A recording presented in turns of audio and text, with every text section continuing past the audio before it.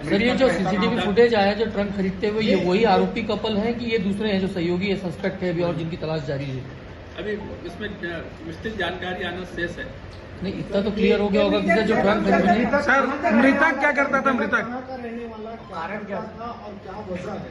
Important बात अभी इन सबकी जानकारी जैसे ये संदेही प्राइम सस्पेक्ट हम लोग के पास में आ जाएंगे, उनसे पूछताछ करके हम लोग उसका। सर ये हाल ही में इन्होंने किराए से कमरा लिया था, क्या इसी मकसद से इन्होंने ये यहाँ पे अपार्टमेंट लिया था और फिर हत्या की, और लाश को क्या इसी तरीके से ठिकाने लगाने वाले थे या कुछ?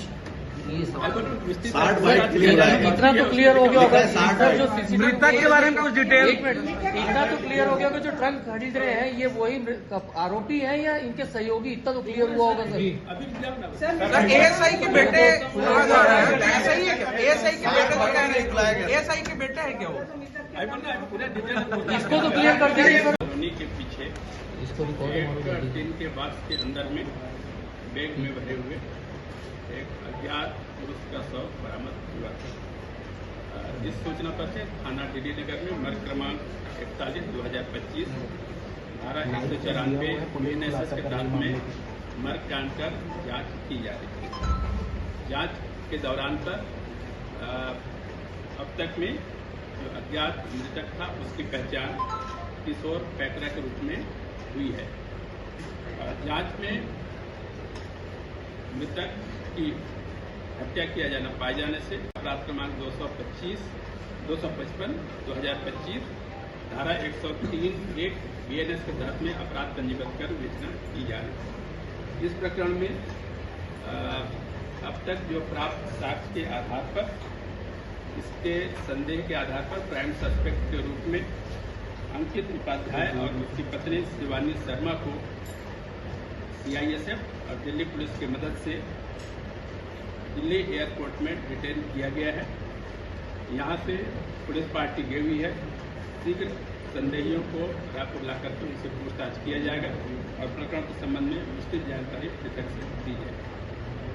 क्या वजह रही अभी प्राथमिक अभी चूंकि संदेही बाहर है, अभी हम लोग उनको लाने की प्रक्रिया पर है।